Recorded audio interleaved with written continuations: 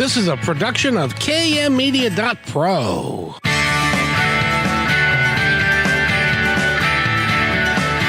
Welcome back to Positive Talk Radio. Our goal is simple: to explore evolving ideas one conversation at a time. So come on over into our world. I know you'll like it, because on today's show... Well, first of all, I'd like to say thank you and welcome to everybody. It's Monday afternoon, and this is KKNW, and this is Positive Talk with me. My name is Kevin McDonald, and by the way, Positive Talk is also heard on Kixie on Fridays, but we're also on KKNW Wednesday at 4 and Friday at noon. So you can catch us 4 days a week, and as well on the web and on YouTube, and also positivetalkradio.net and all kinds of places. And I'd like to thank Eric for making some of that happen. And Eric, how are you today? Hey, good afternoon, Kevin. I'm doing fine. Happy Monday. Happy Monday. You know, I was in my home doing a little recording, and the rain started coming down rather heavily, and I could feel it through the roof. Is this going to be a Christopher Robin blustery week kind of thing, or Winnie the Pooh? Well, it is fall, so that would be, very appropriate weather, but it actually looks like we've got some dry days for the next 4 or 5 days and some sunshine coming our way on Wednesday, Thursday, and Friday. So it looks like a very mild, very enjoyable October for the rest of this week. Good heavens.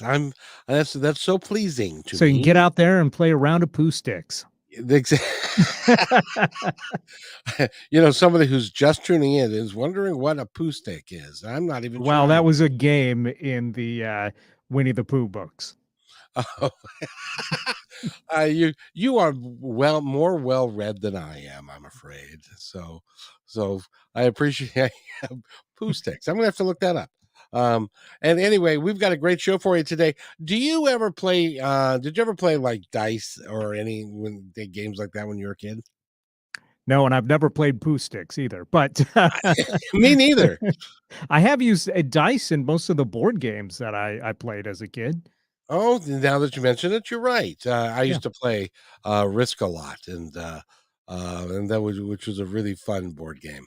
And they use dice quite thoroughly Sure.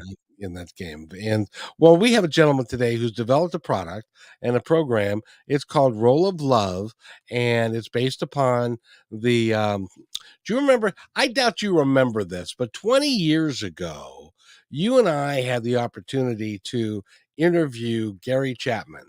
And he wrote the 5 love languages. You probably don't remember that at all. It definitely sounds familiar. Yeah. Yeah, and so this is kind of based upon the 5 love languages and how it works. He's got a little booklet that goes with it and stuff.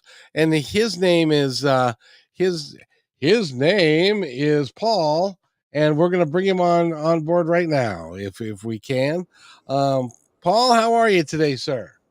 Doing well, Kevin. Thanks for having me on your show. Oh, we love that, and we're glad you're here because I wanted to talk about what you're doing and how you developed it and how it's going. So, first of all, can you give us your full name, please? Because I don't have it in front of me, I'm afraid. Oh, that's fine. Paul Zolman, Zolman.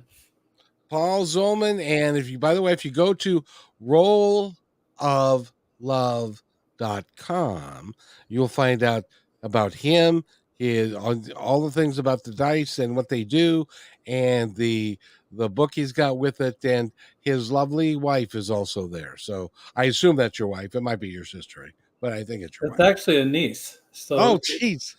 she's the photographer, and she that's her. Oh, very. See, I'm 0 for 2. That's why I don't play dice games and stuff, because I gambling wise, if I picked one thing, it's always the other. So I'm really close to Las Vegas, Kevin. I'm just 2 hours north of Las Vegas, where I live, and it's just a beautiful area. Zion National Park. They've got the North Rim of the Grand Canyon. But being close to Las Vegas, a lot of people are throwing the dice down there. A lot of people taking the gamble, and we're going to talk a little bit about the gamble of love, if there is such a thing. Exactly. By the way, I want the next time you happen to be in a casino, remember Red 32. Red 32. And this is my way of making you rich. Red 32. I love that tip. Thank you very much. Which if you're and people are going, what? Because a lot of people, well, I guess a lot of people don't gamble, but that's at the roulette wheel. If you put a dice on red 32, you win every time. No, that's not true. I wish it were true, because then I would be living in a really much larger house. But that's not true. But what you've done is you've taken the 5 love languages, and you've taken the law of affirmation, and a bunch of other things, and you put them kind of all together and explain to us, first of all, what made you think of this idea. Actually, you know what? It was kind of invention is born out of necessity. Kevin and I felt I grew up in an angry home, and from that angry home, I had some residual anger from that childhood left over to my adulthood, and I would make statements like this: "I don't want to be angry." Has like that double negative in, and I realized that a double negative only works when you're doing multiplying 2 negative numbers together. Then you get a positive. It doesn't work in relationships. And so that whole statement was that negative statement kind of made me go farther, deeper into being angry. And I didn't want to go that direction. So I was looking and trying to find a better way to live my life, to be a happier person, to also send out happiness instead of sending out anger. And I found that what I was doing was I was getting annoyed by someone. Hardly I'm ever annoyed, Kevin, by myself. But there was one time I was annoyed with myself, and I didn't talk to myself for 3 days. 3 days. But I'm annoyed at other people, and then I get annoyed again. I get annoyed, and then there's a flashpoint.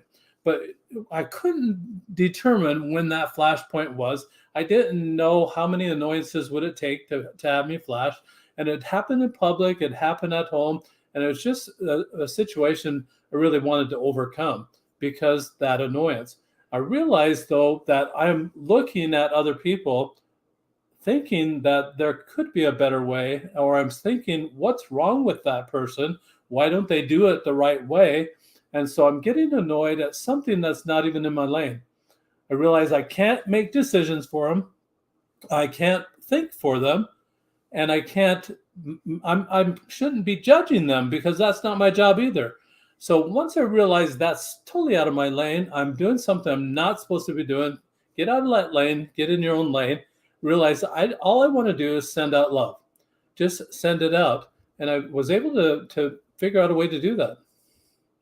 Well, I'll tell you, if everybody is irritating you, it's kind of like, have you ever had somebody look at you while you were chewing, and they've got this chewing thing going on that they don't like when people are chewing, because they might hear something, and if they're looking at you like you've got 3 eyes or something, and it's because you're chewing a little louder and you're irritating them greatly.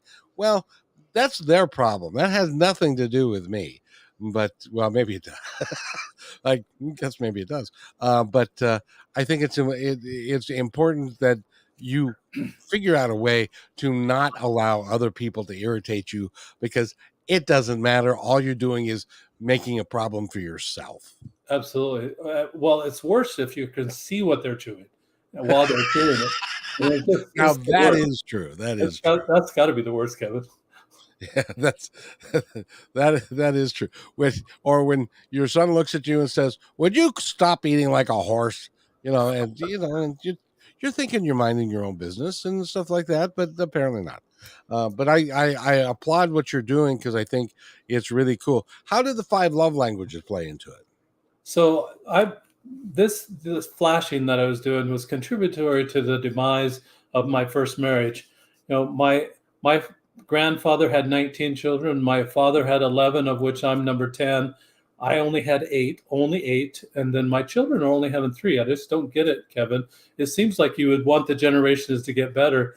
But this marriage, just because of my anger and because of some other things, just kind of fell apart after 23 and a half years. So I became primary custody of the 5 remaining children in my home. While I was doing that, every other weekend, she would have the children, and I would plan to have a date on those weekends. Usually I was going online. I'd find someone that didn't live in my city. We'd decide on a city to meet in, and I'd go meet, and I called it destination dating. And I went to Jacksonville, Florida, Daytona Beach, Atlanta, Charlotte, North Carolina, Columbia, South Carolina, Nashville, Kansas City, New York City, Salt Lake City, Phoenix, Las Vegas, Cabo San Lucas. I went all these different places over about a 1.5 year period of time. And it was like the song, looking for love in all the wrong places. And I wasn't finding anybody to love or to love me. And it just wasn't working out. The long distance relationship didn't work out. So I thought I had a line on someone, went to Phoenix, and it just didn't work out. So my older sister senses I'm lonely. She's an older sister. Remember, I'm number 10 of 11. I always had to do what older siblings said. Like, take, for example, when I was young, we didn't have the remote control push button things. You had people remote control, but it was older siblings telling the younger siblings, like me, go up to the TV, turn that knob to the right channel so I can watch my TV program. I was the remote control. So you got to do what the older siblings say. She called me and said, I think you're a little bit lonely, but I have a neighbor that I want to introduce to you. And she said, I said, you know what? You're 7 hours away. I don't want to do the destination dating again. And then she said, oh, come on. And I said, okay, I'll email her. What kind of relationship, Kevin, can you get doing email? Not much. No, it wouldn't. And I didn't expect much, but I was placating her a little bit. So I started emailing, and it was pretty fun. She was a very good writer and a little witty. So I got brave after 3 or 4 or 5 emails and said, well, how many husbands have you had? And she, that's kind of a sensitive question when you're trying to date somebody, trying to get to know them a little bit, but it could be very sensitive. So she wrote back and said, counting the 5 that are buried in the backyard. And I just roared laughing, just like you're laughing now, Kevin. I was I said, I got a live one on the line here. She actually has a personality. She has some pluck about her, and maybe there's some humor there. Maybe there's something there. So I started communicating even just a little bit more and started talking, and then actually ended up going up and visiting her, developing the relationship, decided I was going to move up by my sister and develop it even a little bit more. So we're serious now. It's time for big brother approval. I always have to have that. Number 10 of 11, remember, always have to have that older sibling approval. So I take her 300 miles north. First thing that happens, we go in my brother's house, and my sister-in-law pulls her aside and says, the only emotion that the Zolman family learned growing up was anger. At first I didn't know. I said, then it made me mad. I thought, of course, I'm busted. And so I realized at that point, Kevin, that there's a perception out there for outsiders like my sister-in-law, for outsiders of the family looking in, thinking we are all very angry people. I thought this is a perfect time for me to either continue with that perception or change it right now. I decided I wanted to do all I could to change it. So I started reading the color code and then graduated to the 5 love languages. And I really liked the 5 love language principles because Dr. Chaplin was pastor, and he said that these love languages reconciled to the life of Jesus Christ. I did my own research and verified that for myself. And I thought this is kind of direction, being a Christian, that's the direction I wanted to go. So but it didn't work for me that well. Dr. Chapman to me suggested that, Kevin, if I guess what your love language is, and if I cater to that, we're going to be buddies. Kevin, I'm a bad guesser. It's not, and it doesn't happen well for me that way. And so it was really kind of a hit or miss, and mostly miss type of situation. So that wasn't working for me. And the second thing that Dr. Chapman has is that, well, he's got this survey in his book that if you take this survey, then I can find out what my love language is, what I like to get. What do I do with that, Kevin? Advertise? Hello, Kevin. I'm Gifts. What do you have for me today? And I'm done with awkward. I've already been socially awkward for my whole life, getting upset in public and in private. The awkwardness, it just didn't work for me. So I decided, I thought about it for a little while. I liked the principles, but what could I do? And I remembered when I was younger, even as dysfunctional as our family was, I remember while I was younger, playing games with the family. And the games would kind of bring a family together. We still had the smack talk. We still had the put downs. We still had the highly competitiveness. Just think of 11 kids at a dinner table, Kevin. That's a little competitive. Who's not going to have any food on their plate at the end of the dinner? And it was just interesting in that way. So we were competitive, but it was just broader, more cohesive than anything else. And so I thought, I'm going to write Dr. Chapman. So I wrote him a letter and asked, are you licensing those little icons, those little pictures you have for each one of the love languages? And his attorney wrote me back and said, no, we're not doing that. Well, they were dated, and I thought, well, maybe this is an opportunity for me. So I went to a copyright or intellectual property attorney here in my town, and he said that theory, like the love language theory, is not copyrightable. Right. Application is. And so when I realized, well, I can make my own icons and I can make it a game. So that's what I did. So I put the icons on a game. Here I'm holding up a die or a cube that has a hand with a hourglass on it. That represents time. The next one is a hand holding a platter like a server, so that represents service.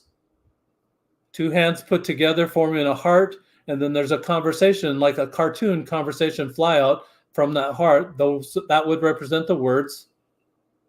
Two hands look like they're holding hands. Those would be the touch. And then the last one is a hand holding a gift. And so the 5 love languages, 6 sides on the cube. The last one has a hand holding a question mark. That one surprised me. So there's 2 instructions, Kevin. Roll the die every day. That's the love language you practice giving away all day that day.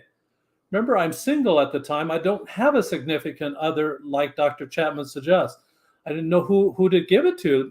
His is more romantic. This is for a single guy. What am I supposed to do? So I said, I'm going to just give love to everybody.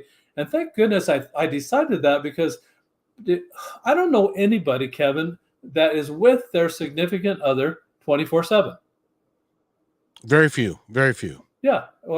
And most people say, I don't want to be with them 24/7. I need a break. Very many. And I'm glad you're in agreement. So I know lots of people, especially during the pandemic. It was like, exactly. I'm home all the. Can't I leave the house, please? We're gonna kill each other. Yeah, so that was the introverts' heaven. That pandemic, they just don't want to see anybody, talk to anybody. It was perfect for them. Yes. They were in heaven. By the way, we're talking with Paul Zolman, and he has a new game. It's called Roll of Love. When we come back, I have a couple of very important questions to ask Paul. First of all, I gotta know, your grandfather had 18, your dad had 12, you had 8. What is a family reunion like for you people? And then we'll be talking more about the dice and how to apply them and how it can positively affect your life. And you're listening to Positive Talk Radio on KKNW, and we'll be right back after these. Do you need to boost your sales? Join our partnership program. Each quarter, we promote 10 partner businesses. What will you get? The company will produce one 30-second video for your business. Your website links on positivetalkradio.net and kmmedia.pro. One dedicated podcast or radio show per month. One video Instagram reel. One YouTube short, one 60-second clip for social media taken from your interview, and at least one commercial airplay per show. All podcast and video commercials are within the fabric of the show and will remain in the show forever. Visit kmmedia.pro to book a consultation today.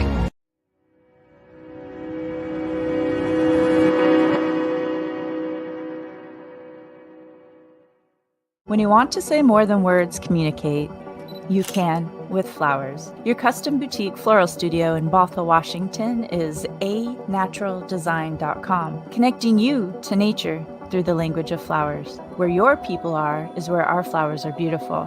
Your success is our goal. For being our appreciated listener, you can use promo code PTR20 at checkout to receive 20% off your order. anaturaldesign.com at your fingertips today. We believe in the power of telling your stories. We want to help yours be seen and heard. At the Pacific Northwest Collaborative Magazine, our purpose is to connect you to your community. Let's begin by celebrating the accomplishments of local artists featured in this brand new digital magazine. Here, you can learn about opportunities to creatively come together and support our local community and neighbors through the gift of art and service. If your business or organization would like to take part in this magazine, message us on Instagram at pnw.collab. You can download our free digital magazine at KM Media Pro today. Thank you to our dedicated fans. We are updating our live on-air schedule to make it super easy for you to hang out with us 5 days a week, Monday through Friday at 3 p.m. Pacific Standard Time. We broadcast on YouTube, Facebook, and live on Fridays with Kixie 8:80 a.m. Seattle Live. You can find our library to binge all the podcast platforms. We can't wait to see you at 3 p.m. Monday through Friday, starting September 4th, Labor Day 2023. And welcome back to Positive Talk Radio. It's a Monday afternoon. I hope that your drive home is as pleasant as this conversation is. We're talking with Paul Zolman. He is the creator of a game, and it's a really I think it's a very important game that you get to play with yourself, and you get to do this every day. And but first, I got to ask him, you have so many uncles and aunts and nephews and cousins, and do you have to rent a stadium to have a family reunion? Well, it would seem like you would need to, but what happens, Kevin, is that we're scattered so far and wide that there aren't a really lot of family reunions that go on. And my grandfather and his father, great grandfather, were pretty poor people. They started in Indiana. They're farmers, dirt farmers, and it's just then they moved to Montana, where it's harsh weather, and it's just really kind of a hard life. So not a lot of money to do a lot of travel. When they do have family reunions, it's more like, what's your name? And we got to wear name tags. It is really almost like a class reunion. Like you're going to your 40th class reunion. You don't look like your picture. You don't look like you were in the yearbook. I don't remember you from high school. It just is kind of like that. I went to my 20-year reunion and I was wearing a name tag. A lady actually walked up to me, looked at the name tag, looked at me, and she said, "I remember him." And she didn't remember, because I changed 20 years. You can change a little bit. You can a little bit. That's right. But in any event, you have created a game called Roll of Love. What made you think of? I know you played dice as a kid with the family and stuff, but was this kind of an extension of that? I think that I just felt like I needed something, and I was just watching for ideas. And one time I saw that there were different symbols on the die, and I do merchant services, so I went to a GameStop one time, and in this GameStop they just had different symbols on it. And I thought, that's really cool. I wonder what else you could do that with. What else could you put on a die and roll it, and then just practice that all day long? So it was really kind of a game store that gave me the idea to put something different on a die other than the numbers. Well, you still could use the numbers, and you could do number one could be physical touch. Number two, you still could do all that and still have a regular die, roll the die, and then just practice the love languages just like that. But I thought it'd be interesting to make it into pictures, because I think what burns in our mind, most people are visual, Kevin. And if I say the word elephant, what do you see in your mind? You're seeing the elephant. You're not seeing the letters ELEPHNT. And so what I wanted to have that type of of memory hook, is what I call it, so that it would last all day long, something that would stay with you. So as I'm rolling the die, I'm learning all 5 love languages to give it away. I mean, if you walk down the street and ask anybody about 5 love languages, they might be able to tell you 1 or 2. There may come some rare exceptions that will be able to spit out all 5 love languages.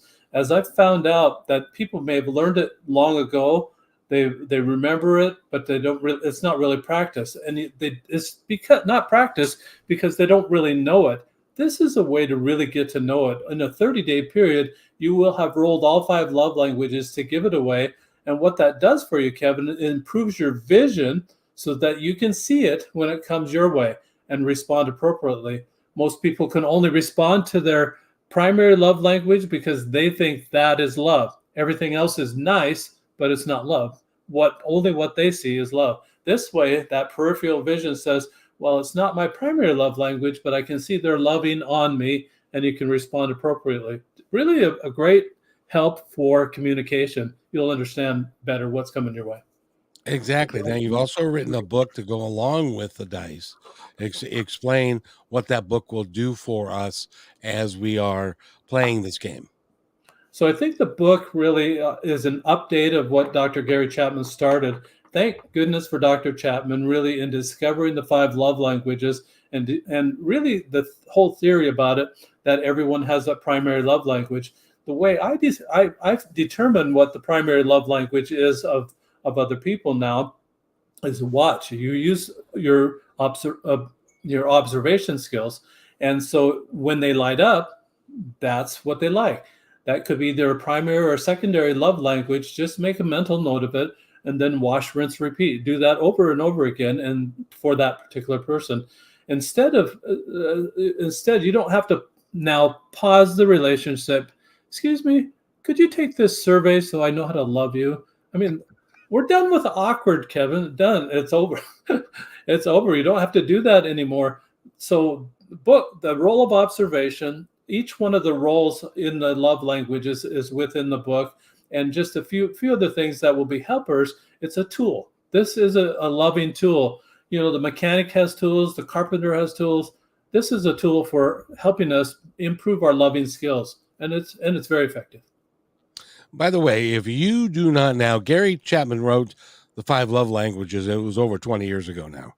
And 30. so if there's some reason why you haven't, let me give you a brief synopsis, and Paul can tell me if I'm even close. And that is that we all have things that we appreciate that show that we are being loved. In some cases, it might be if somebody gives us presents for our birthday. In other cases, it might be when your husband or your wife or whatever does something nice for you. Or it can be just taking out the garbage. It could be a sign of love language, but the conflict happens when you take out the garbage and you think that that's what's going to make her happy, and she's not happy because you haven't fulfilled her love language, which might be flowers at a particular, like a Friday, or just for no apparent reason. And you're thinking, yep, I'm taking out the garbage. She loves me now, and I'm doing this for her because I love her. And she's like, you got to take out the garbage anyway, or it's going to stink. Why don't you give me flowers? And isn't that kind of how it works? Absolutely, Kevin. You nailed it, and I think that's the communication gap that I'm trying to close here. That if the husband and the wife both know all 5 love languages backwards and forwards, then they'll be able to recognize, oh, they're loving on me today. Let's respond, and let's respond in a loving way.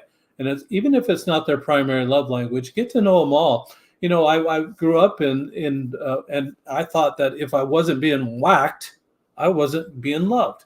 And so physical touch absolutely was my primary love language. Who would have thought that? I mean, just seriously, why wouldn't it be physical touch? But as I've worked through these love languages, I found that I really like the words. I really just like using words. I like sending words, and I like receiving it back as well. So when as an example, this young lady that was the neighbor of your sister, because she was real fluent with writing, and her writing skills were good, that was something that attracted you to her more so than somebody that wasn't a very good writer. Yeah, high interest, absolutely high interest on just the value of the words that she sent. It was just fun, and just I think when you reduce something to writing rather than just saying it, you reduce it to writing. It's almost like a contract, Kevin, that you reduce it to writing. It seems more permanent. It seems more real, and it just I just like that part of it. And here she was putting it all down on paper, and it was just fun, absolutely fun. And it's like the dice are actually, because what you do, tell me if I'm wrong again, you'll roll the dice, and then whatever it comes up with for you that day, that's what you're going to work, whether it be being kind, or some of the other ones that are there, that you're going to work to be that for that day. And you're Absolutely. in every interaction that you have with every other member of the species, that you're going to be whatever that dice says that you should be. Do you find that sometimes that can be um, really advantageous for somebody who may be having a bad day, and they can kind of turn it around into this is what I'm going to do, and it makes it their day a lot better? Well, I think that when you're making someone else's day better for them, they're going to share that happiness with their circle of influence, and that actually is going to you when you light somebody up, and their eyes get big, and their posture gets taller. It's a happiness moment for yourself too. It's almost like a payday that day emotionally. But what you're doing, Kevin, is you're sending it out without any expectation of it ever coming back, but you're trusting that you believe in the law of harvest, sending something or planting a seed, it's going to grow, or karma, that it's going to, what you send out is going to come back to you, or the law of attraction that you've already mentioned. Whatever it is that you believe that way, that's what you're sending out. But the expectation is not there. You know, and you trust that it'll come back someday. Just don't even worry about it. It'll come back. You're not watching for it. On the contrast, though, if you're sending out anger, you're getting an immediate return on that investment. And usually it's going to be 10 times worse than what you send out. So just be careful about what you're sending out. I like to use a magnifying glass to emphasize that whatever you magnify is going to grow larger. Do you want the faults of other people to grow larger? Guess what? If you start magnifying the faults of others, focusing on that, they will get larger. I was a parent of 8 children. I remember focusing on when they first did something for the first time, and they did it wrong. I would be, oh, it wouldn't work, and it was just a horrible thing that I'd pounce, and that pouncing would diminish their drive to want to ever do that again. And unfortunately, it took me a while to learn that I was doing that, and so back up a little bit and then just say, well, why don't you try it this way? It might work a little bit better, and you can softly help them through that. And I think that if we focus on the good that people have, life is going to be a whole lot better.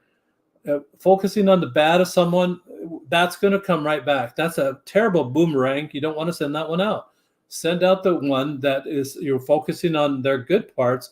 If people are genuinely good and you determine they're a good person, they're probably more than 51% good, maybe 60, maybe 70, maybe 80, maybe 90% really good people. And they have that just little weakness of 10 to 20%, whatever it is. Focus on the good. There's no need to focus on their bad. And we have a tendency to focus on those things that we find that are different than ourselves. But I have to ask you, because there are so few families in this day and age that actually have got 8 children in the same household. Could you remember all of their names from time to time, or or was it like a famous comic was talking about his grandparents, and they forgot the names, and it's like when I was growing up, I thought my name was Gall Darn It, because it'd be like, hey, you Gall Darn It, come over here, and did you could you remember their names? So that's a funny thing you asked, because in quiet, sweet, loving situations, always you remember their name. In tense, angry situations, you call everybody else's name before they'll call their name, and it's just, and everybody's in trouble then. So it's just, and it kind of reduces the effect, kind of when you can't call their name, and so everybody's in trouble now, and it's just there were times that you stutter or you just are calling the wrong child's name, but never forget it. I mean, you eventually you get there, but never forget. Yeah, the same comic goes when during the same skit, he says, "And gall darn it, come over here." I'm not gall darn it. I'm Jiminy Crickets. That's gall darn it over there. Because when you get busy and you're trying to run through, your brain is trying to run through the right kid that you want to save from himself. I get it. I understand. But I gotta give you credit. Feeding 8 kids, and then how many of them were girls? 3 girls, 5 boys. And so you had weddings to think about, and then college, and I admire you. I tell you, that's a tough thing, but congratulations. By the way, we are talking with, and I want you to do this for me, if you please, ladies and gentlemen. Go to rolloflove.com. He's got all the information there. I think personally that this is a great way for you to open up your day every day, is to get out. And when we come back from this break, I'm going to have Paul explain what the process is when you wake up in the morning, what you do with them, and then what you're working to do all day. Will that be all right, Paul? Absolutely. We'll be right back after this message. You are listening to Positive Talk Radio on KKNW. Thank you to our dedicated fans. We are updating our live on-air schedule to make it super easy for you to hang out with us 5 days a week, Monday through Friday at 3 p.m. Pacific Standard Time. We broadcast on YouTube, Facebook, and live on Fridays with Kixie 8:80 a.m. Seattle Live. You can find our library to binge all the podcast platforms. We can't wait to see you at 3 p.m. Monday through Friday, starting September 4th, Labor Day 2023. Hello, everybody. If I could have your attention, please, I have an important announcement to make just for you. As you may know, PTR is heard and seen on radio, KKNW, and now Kixie, several websites, podcasts, YouTube, Twitter, Facebook, and most social media. At PTR, we believe in working together to make the world a better place, and because you're listening, we know that you're dedicated to the same. So we'd like to support your efforts by offering an outstanding multimedia package for you at a deeply discounted rate.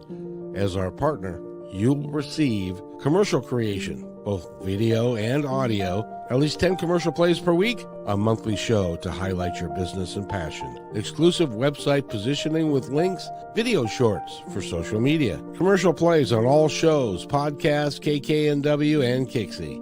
Your commercial is embedded into each episode, and as a podcast is sent to over 50 different platforms. All shows are performed live and sent to Facebook, YouTube, and Twitter, and stay there forever. Your podcast episodes are provided to you to use as you see fit. This one-time offer is only $250 a week, based on a 13-week commitment, and as our partner, we are vested in your success, and will do everything in our power to make it happen. However, there are limited spots available, so don't hesitate. Please email me at kevin@kmmedia.pro, and let's get the ball rolling.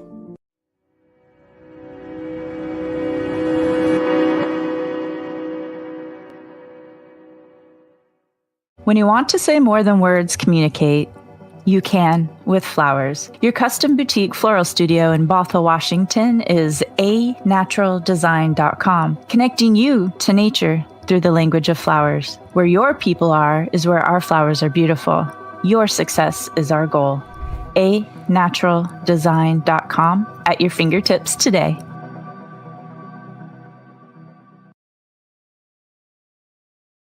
Hey there, I would personally like to thank you for making Positive Talk Radio part of your day. Whether you like podcasts or the radio show, we're glad to have you along. I'd love to hear from you with thoughts about the show and ways that we can make it even better. You are the reason we do these shows, because the more people we can touch, the better we can make the planet and our time here just magnificent. Please contact me, Kevin, at kmmedia.pro with any thoughts, comments, or suggestions. And thank you for being in my dream.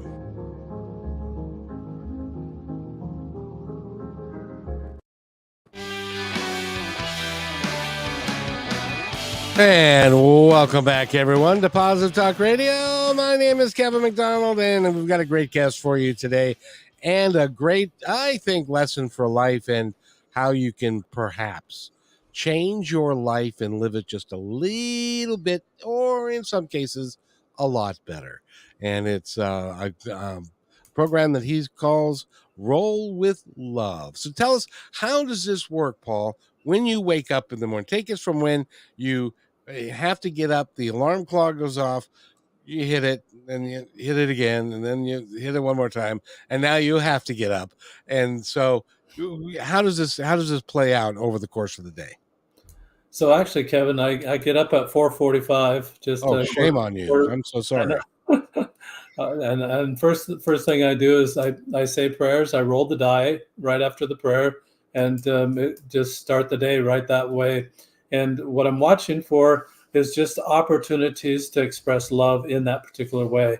And so as I'm cogitating early in the morning, thinking about what my day's going to look like, how that I could express love in that way, it just makes the day a whole lot better. I like some days, like this morning, I wrote "surprise me," and "surprise me" is that hand with a question mark on it, and it's just I've designated that either you can do any one of the 5 love languages, or you can do all of them, or you can just do random acts of kindness. So it's really kind of a dealer choice day, as Las Vegas would say it. It would be just dealer choice, and it's just whatever you choose to do that day.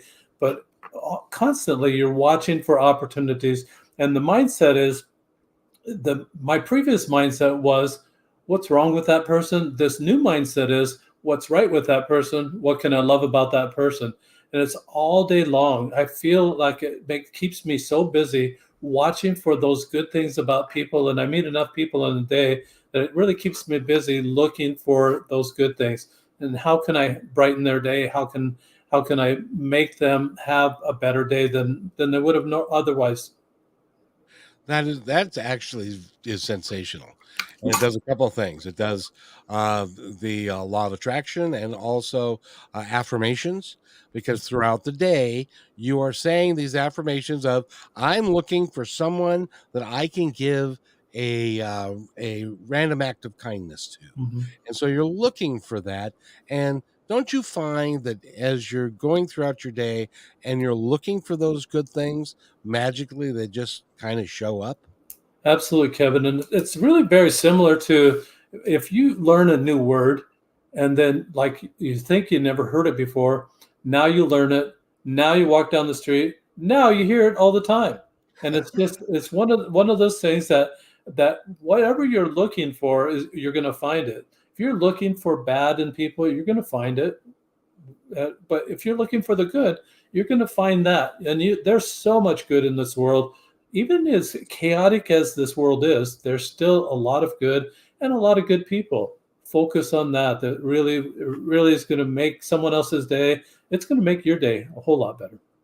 You will find, if you're focusing on the goodness of other people, that there isn't any room anymore to think about the negativity, hate, and division and fear that a lot of people carry around with them and walk around. There just isn't time, because there's so much that you can discover good about people. It really can make your heart warm and sing, can't it? I think it's good for health too. I mean, if you used to worry about a lot of people and worry about what other people were doing, which really now we've discovered that's out of your lane. You can't pass judgment. You can't really do that. And you're focused on only the good that people are doing. It really will make your heart sing. It'll reduce a lot of stress for you, because you'll really be at peace with yourself, watching for the good of other people. It's just gonna help your mindset. I think it's going to reduce a lot of anxiety too. I don't have a lot of studies about it, but I know that I'm a whole lot calmer now than I've ever been in my whole life. No, I truly believe that what you're saying is absolutely true, and that it will get rid of the stress that you're feeling, because when you think everybody's out to get you and there's a problem around every corner, you're Mhm. going to feel stress around that. And in some cases, you're going to find that you're making it come true. Oh yeah, yeah. It's the self-fulfilling prophecy. Absolutely. And so live your life, and especially in the family, because when you roll the dice and you decide that you're going to be kind to everybody that day, or whatever the dice says, and that affects, your kids are coming down for all 8 of them. I imagine you go through a half a gallon of milk and 2 boxes of cereal just for breakfast. Well, more like a full gallon and a half, not a half a gallon. It's a gallon and a half. Jimmy. And but when you come downstairs, because you are the leader of the pack, as it were, and a lot of people, a lot of families will play off of the parents on how they will come down the stairs and that first interaction that they have. And if that first interaction with your kids, with your coworkers, whoever it may be, is positive, then that tends to make everybody's day go well, and you may be the only person that smiled at them all day, Yeah. and at least they had that to begin with. Yeah, I think that's a great way to start the day, Kevin. And I just think that just we need a lot more of that. And it starts with the individual, and then it spreads to the family, and then it spreads to the neighborhood, and then to the community, and then to the city, and just it'll spread to the state, nation, and world. I mean, this is just the you got to start it though, and you just have to start it as simple as a smile. How much does it cost to give you a smile away?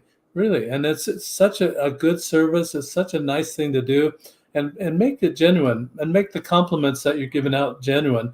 I find that even checkers at the checkout, you'll find someone that's really speedy. Notice it, acknowledge it, and say, "How'd you learn to be so fast?" Or "What is it that makes you so motivated to get this out of your way?" And what is it that makes you bag it so quickly as well? Those type of things often go unnoticed. And right now, you're training yourself to notice those things. Be grateful for those things that go unnoticed. Be grateful for those things that a lot of times we take for granted. That's going to make somebody's day. And anything that you can do to make somebody's day better will make your own day better. That's the law of karma, and I firmly believe that. That if you are working to make your day better, everybody else's day that's around you is also going to go better. If somebody would like to go to rolloflove.com, can they buy the dice right from there? They can buy the cube or the die. They can buy the book. They can buy the journal, or they can buy the bundle of the three. And I have that on sale right now, Kevin, for $29.99. It's a whole lot less than just one session of therapy. And if you're in therapy right now, it will help you go from one appointment of therapy to the next. And I think that's the lag that is kind of lacking right now. There are no tools to get better. Here's a tool that will help you. Here's a tool something that you can focus, simple, so simple, takes 2 seconds to roll the die, something you can focus on all day. That 2 second investment is going to be the very best investment you can make in your day. Roll that die, watch for opportunities, love in that way, and you'll reap rewards that everybody likes. A great investment that you put in tiny bit, get a lot back. This is one of those.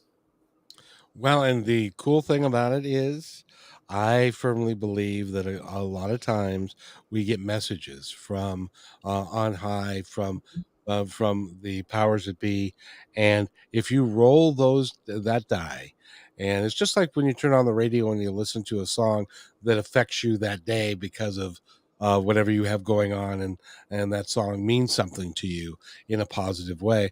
If you roll the dice or roll the cube and it comes up a certain thing, you can pretty much rest assured that that's the gift that is being given to you to learn that day. Do you agree with that? Absolutely. One day, uh, Kevin, my son rolled gifts. He says, "Ugh, I don't want to do that today." And he rolled it again. He said, it came up gifts again. He said, I'm just not going to do that today. The third time he rolls it, says, "Ugh!" He's just getting madder and madder. This is love. You're not supposed to get mad at this. It's love. And so the fourth time he rolls it, it's gifts. He says, "Oh, I guess I'm going to do gifts today." 4 times he rolled gifts. It wasn't a weighted die either. You have those in Vegas, but not here. I don't send them out weighted. No, and that meant that was a message. You're supposed to be giving gifts today. And it can be, by the way, it doesn't have to be that you have to go to the dollar store and pick up a bunch of gifts. It can be the gift of a smile. Mhm. It can be a gift of hello. It can be anything like that. I love this. I love what you're doing. I really, really appreciate that you put it together. How long has this been out? How long has it been available? So, Kevin, I copyright the die in 2017. The book is just brand new. So last year, I was talking to a mental health specialist or mental health practitioner, and he said that with this die, you actually need a book. You need a manual so that you understand that this really is different, and it really is a whole lot different than the way Dr. Chapman presents it. I love the principles from Dr. Chapman, but he presents it in a different way than I present it. This is so simple. It's so easy. You're using all of your skills. You really don't. You don't have to do anything else except watch for opportunities to love. And it just makes it so simple to be able to learn all 5 love language, and which I think is super valuable. It's just going to decrease the lack of communication, increase communication, and just make life a whole lot better for couples, for individuals, and for families. I had a family one time roll the die, and there were 5 children in the family, Kevin. The little boy rolled physical touch. He's pumping his arms up and down. He's saying, "Yes, physical touch." 4 years old. Physical touch, physical touch. And immediately he goes and beats up on his brothers. And the mother had to hold back the laughter because you don't want to encourage that type of behavior. Had to hold back the laughter, say, "No, son, this is appropriate physical touch. You do the high five, the fist bump, the pat on the back, the hug, the stroking the cheek, the nice things of love." And he was able to learn, but all the other siblings were there.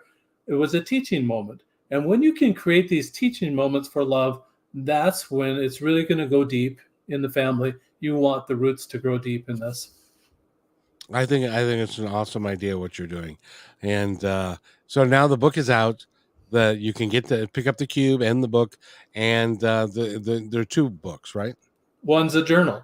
So yeah. So in the school situation, what you're doing in a classroom is at the beginning of the day, the teacher's rolling the die, or one of the students will roll the die, and the teacher, it takes 2 seconds. The teacher explains for maybe 30 or 45 seconds, "Class, this is what we're looking for, this type of behavior this day." At the end of the day, then the child has to report.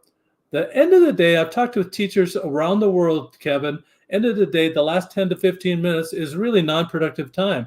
They're antsy. They know the bell's going to ring. They've been there all day. Their minds are mush. And so decompress. Write in a journal is a great way to decompress.